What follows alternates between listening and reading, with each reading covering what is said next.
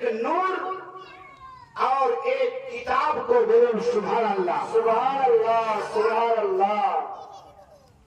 सब কিছু আপনার কোনো কিছুতে আপনার মতভেদ নাই।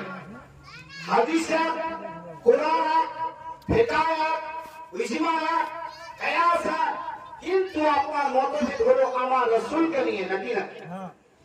যত মতভেদ আমার রাসূলকে নিয়ে।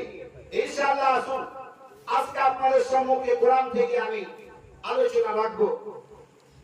আল্লাহ তাবারক ওয়া তাআলা পবিত্র কালামুল্লাহর মধ্যে বললেন কাদ জাআকুম